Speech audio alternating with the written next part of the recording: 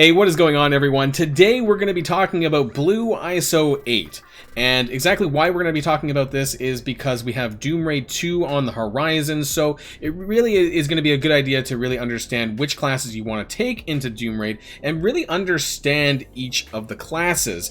There is one in particular that I think is just absolute horse manure, because I don't want to swear too much at the early stages of the YouTube video, but that is the Fortifier class. So it is really terrible, and I don't know very many characters that actually use the Fortifier class, and there's very few that can actually take advantage of that.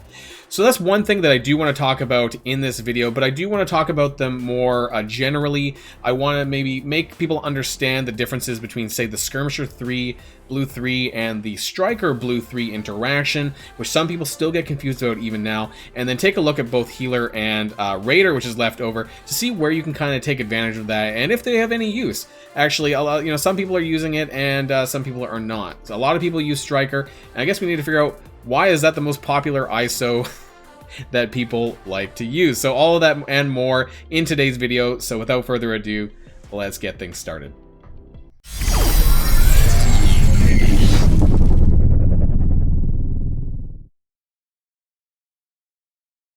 Okay, so here we are in the ISO-8 menu, and we're first going to be talking about Skirmisher in relation to Nebula and the Infinity Watch, because I think this is really important.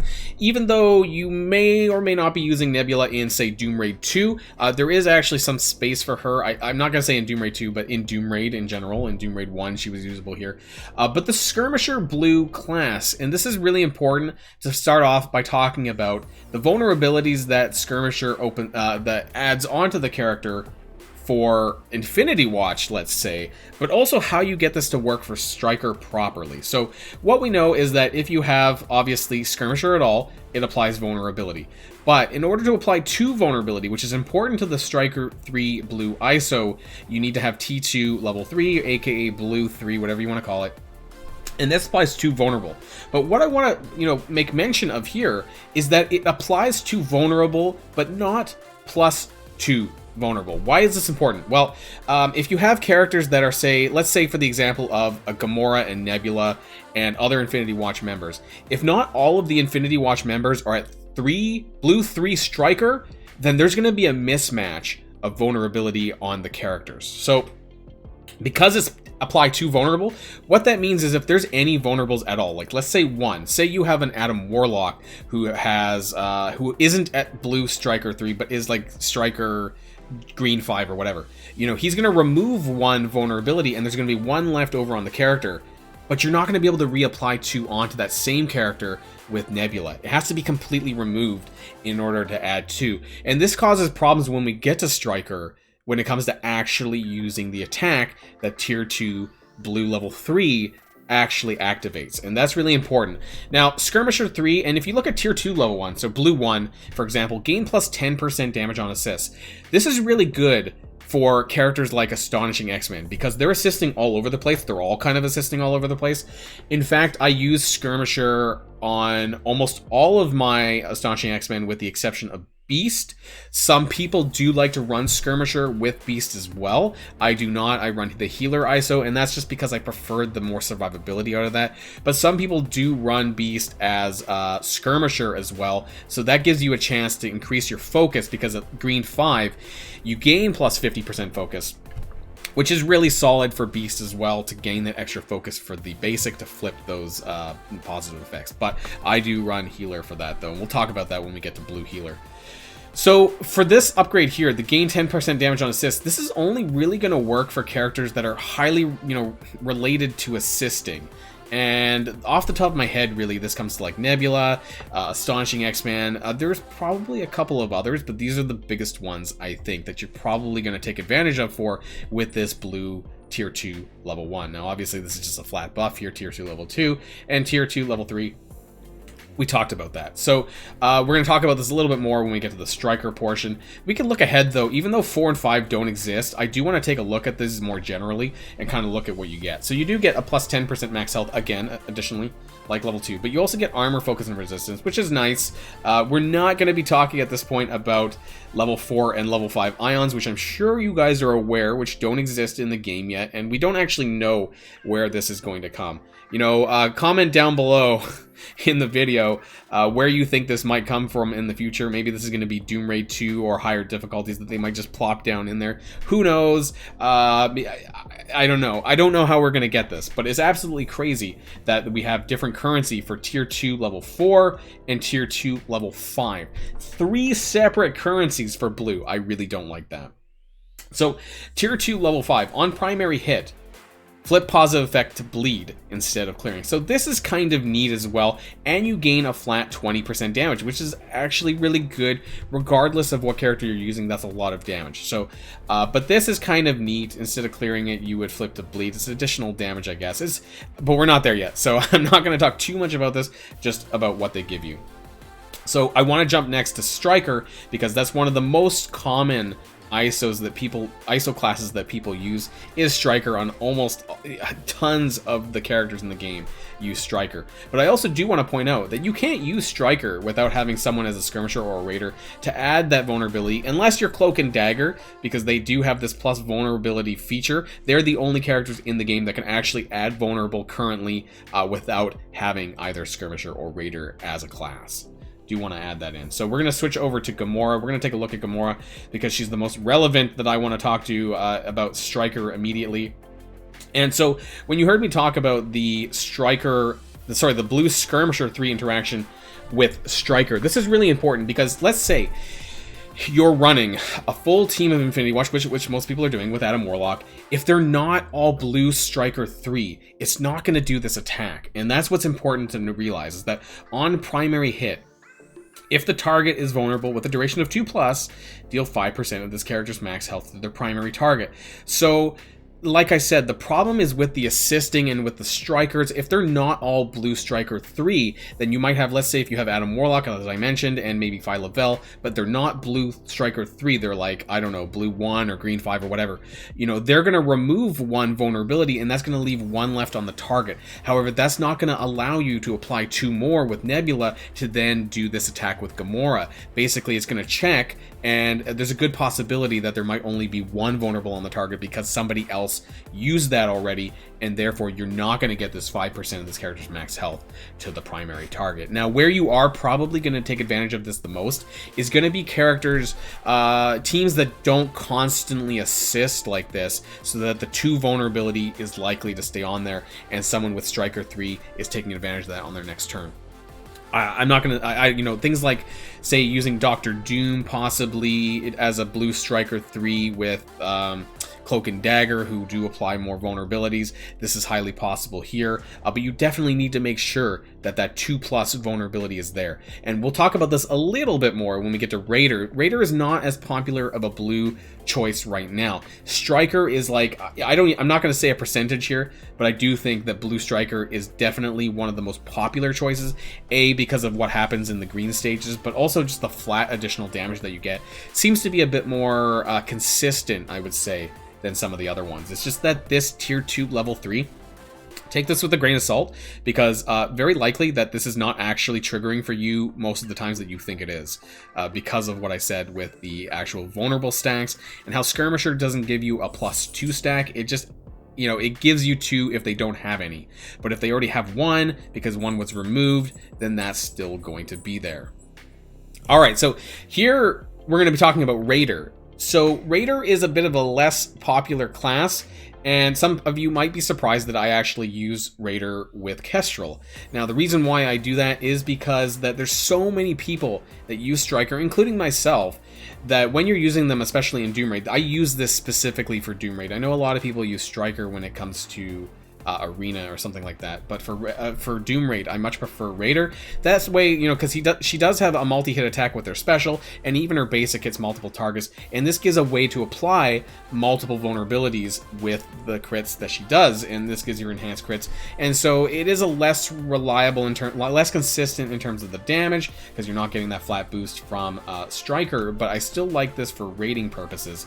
So let's talk about what you get though. So on Blue level 2, Tier 2 level 1, you're getting 5% crit chance, 5% crit damage. It's okay. It's actually nothing too stellar here. And of course, all the Tier 2 level 2s are the same. Now, Tier 2 level 3, on active ability hit, 20% chance to attack the target for 30% piercing. Admittedly, I don't have any characters at Blue Raider 3, so I have not been able to test this. Let me know in the comments down below if you guys have, and how much damage that you find that this does. I think the percent chance is kind of low, so until we get to the higher levels, I don't know how great this is going to be. 20% chance. I think this might go up at level 5. It does actually. It goes from 20 to 40%, and that piercing goes up to 60%.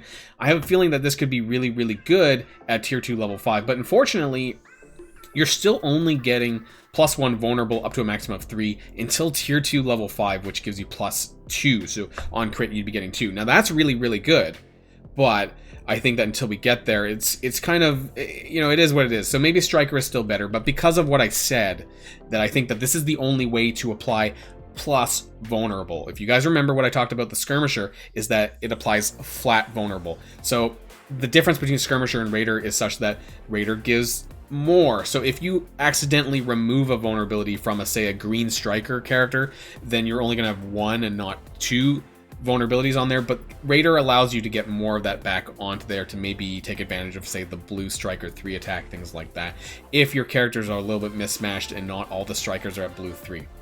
So I do like Raiders in some instances, but I know it's not the most popular. Where it is really popular though is with teams like X Factor, who again aren't really Doom Raid compatible, but characters who rely really heavily on crit.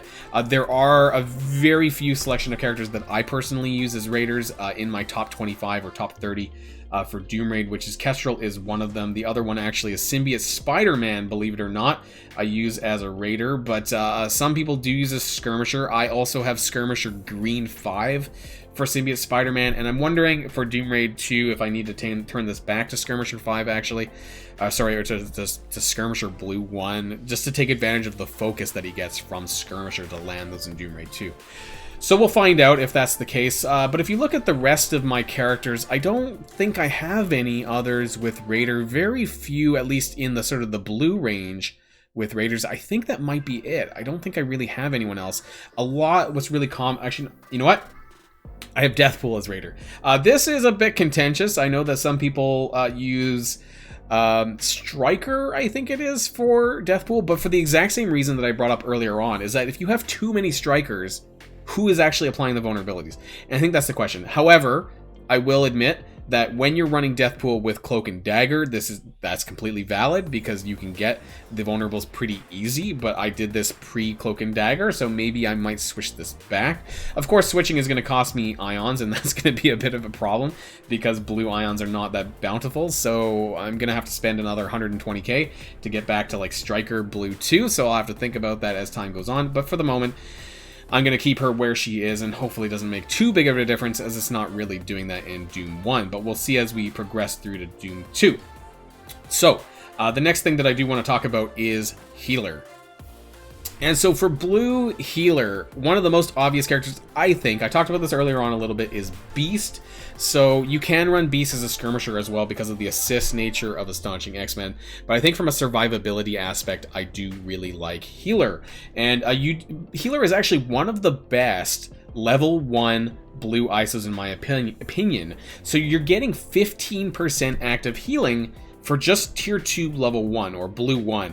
This is really, really good. So you're going from, I believe it's 20% active healing at Green 5 to a whopping 35% active healing at Blue 1. It's not a really big gap to go from Green 5 to Blue 1 at that point, so I think that you're getting a lot of good bonuses here on that 15%. It's almost double, not quite, but it's a lot of extra active healing for that character. Now, going up to Tier 2 level 3 with that, you know, applies regeneration instead of minor regeneration, so that's pretty good. In terms of a sustainability perspective, this is really good. I imagine this. I'm going to do this for Doom Raid 2. This should probably help quite a bit. And then on primary hit, if the target is vulnerable, clear 1 bleed or minor bleed from your most injured ally. I don't know how frequently that's going to happen. I mean, this seems very case specific, I guess, depending on what you're fighting. This might help a little bit, but yeah, I mean, I don't have this, so I haven't really been able to test this to see, you know, how useful is this. The tier 2 level 5, though, of course, this goes up quite a bit, and you're getting additional healing, and I think this is really good on top of the 20% damage. I'm pretty sure everyone gets 20% damage at blue level 5, so that's fine. And this is okay, but I think that actually the level 1 is the kind of the best bonus for early entry.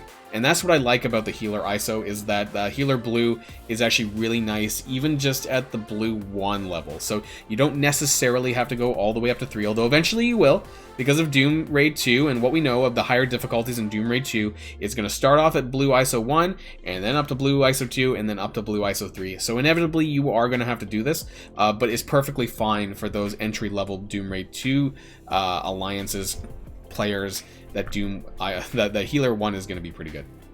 And the main thing that I want to talk about in today's video is how trash the Fortifier 1 is. I don't think I have a single character in blue Fortifier, and I'm going to have to really explain why it's bad, why it needs a buff, and why I hope that when we get to actually unlocking level 4 and level 5 blues, that maybe they'll go back and actually take advantage of to actually fix it up. That was bad English. But anyways, we're going to take a look at Fortifier.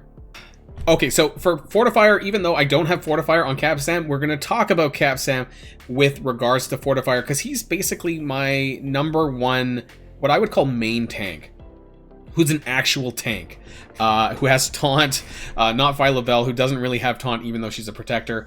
But I want to take a look at where Fortifier could be useful. And I want to point out that right away, we can see the stats on my Cap Sam. He's got about 540k hit points with his blue Striker too. I know some people use Striker or Skirmisher. We're not talking about, you know, his ISO specifically. We're talking here about the Fortifier ISO. It's just not very good. So let's go through it from the beginning, because this is what I want to pay attention to. And some of this might be cut off on the left, but hopefully you guys can see.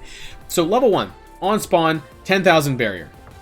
Okay, that's like nothing. That's pennies. 54,000, that's, I don't know what, like less than like 2% maybe, I don't know. And so on level 3, you get 10,000 more. All right, so now we're up to 20,000 barrier on spawn. And then on turn, bury yourself for 3% of this character's max health. We might have to pull up the calculator for this one. At level 5, you get 35,000 total barrier on spawn. Again, we're not quite even at 10% of Cap Sam's max hit points at this point. And then 7% barrier on turn. Level 1, this is really bad. We were talking about how good that blue healer 1 was. Blue Fortifier 1 is absolutely horrific. An extra 10,000. Wow, thanks, Scopely. You know, it should be better than level 5 green, and it's not. It's just 10,000 barrier. So what are we up to? We're up to 10,000, 20,000, 35, 45,000 barrier on spawn. That's like nothing. That we're still not even at 10% of Cap Sam's hit points. And you know, you get the 10% max health, of course, at level 2. Level 3, on turn gain minor defense up. This was actually nerfed. I'm not sure if people are aware, but when they were testing blue ISO back in the day, this was actually on any character's turn, gain minor defense up. That was okay, because that was triggering like non-stop. So you would permanently have minor defense up always, because it was always there. If it got cleared, it would go back up. And so that was actually a little bit better. Plus 5% barrier on spawn. So now we're getting into a percentage. So now we're getting to, what was it? 45,000 plus 5% on spawn. But still, okay, so Cap Sam has 540,000 hit points. 5% is about 27,000 based on my hit points. So 27,000 plus, I'm losing track, 45,000. We're roughly in the 70,000 barrier mark on spawn. So that's a little bit over 10%. I think it's about maybe 14% on spawn. But still, for as much as people hit for, at tier 2 level 3, that's actually pretty poor, I think, in my opinion. That's not very good. On primary hit, if the target is vulnerable with a duration of 2+, deal 5% of this character's max health to their primary target. In my opinion, this is not even Fortifier related. This is like on par with... Oh wait, sorry, that's the Striker. Yeah, that's why it looks weird. My bad. Let's edit that out. So, yeah. Okay, so we're back here looking on Fortifier here, and we can see how it just really isn't on par with a lot of the other level 3s. It's actually not very good, but let's talk about level 5. Level 4 and 2 are the same everywhere. Level 5, if this character has barrier, gain 40% drain, gain plus 10% max barrier. We're getting somewhere here, but still, there just isn't, you know, between level 1 and level 5 tier 2, there's no on turn gain barrier. It gets capped here at green 5. 7% barrier on turn. So let's rewind that a little bit. So that 7% barrier on turn is not even at 10%. We know that 10% based on the hit points I have here is 54,000. You know, when you cut the 0 off, that's basically what happens. So this is less than 54,000 hit points on turn. That's like nothing. And most Fortifier, as most Protector characters, are typically a bit slow. Capsam is a little bit faster because of the nature of his ult, giving speed bar to everyone. So I wanted to highlight this a little bit, but even for him, he's not even getting 50,000 barrier on his own turn. It's just not a lot. And so realistically, when it comes to the Fortifier ISO class, it's just flat out garbage. Now, what I would like to see them change though is like I said, I would like this barrier on turn to go up. I think we would probably need to double that. I would like a total of 15 to 20% by the time you get to tier 2 level 5. I think that would be fair. I think tier 2 level 3, this barrier on spawn should either get changed to plus 5% barrier on turn. I think that would be more effective because that would then go from 7% to 12%. Hey, let's bump this up a little bit more. Plus 8% barrier on spawn, that would bring it up to 15%. And I think that on turn 15% barrier, that's actually not too bad. So when we look at it here, you know, that's giving him an additional 90k barrier, which actually isn't bad per turn. I would say that's respectable. It's not as good as it could be, but it's way more respectable than it is right now. I frankly don't know a single person who runs blue Fortifier. I've never seen it, not even in war. And nobody is using this. So this is a wasted ISO class right now. It actually wasn't very good even in the green days, but it's even worse now because nobody's really thinking about this in the blue days. This is something that needs to get picked up. I do want to kind of take a look at this though, the gain 10% max barrier. This is okay, but you know, we're never going to get to that max barrier. Things like this would be more useful on characters like Invisible Woman, Strife, who have kind of barrier mechanics already, but you're not going to be putting tier 2 level 5 blue ISO on characters like Strife and Invisible Woman at this point, who are like has-been characters, right? So make this more attractive for characters now to use, because it currently is not. And the biggest way to do that is really making sure that the barrier on turn is higher. Hell, even the barrier on spawn is a little bit higher. It's just not good enough. And I would love to hear what your guys' thoughts are on how to make Fortifier a little bit better. If there's anything different than what I've mentioned that could make it better. It's just a super unattractive ISO class that nobody ever uses. It's actually more unattractive than Raider. The most popular ones are Skirmisher and Striker, but otherwise, yeah, Fortifier, nobody touches it with a 10-foot pole. So let me know what you guys think about the ISO classes. Which one do you think maybe needs some work? I know obviously Fortifier needs a lot of work. Do you think there are other ones that could use some buffs?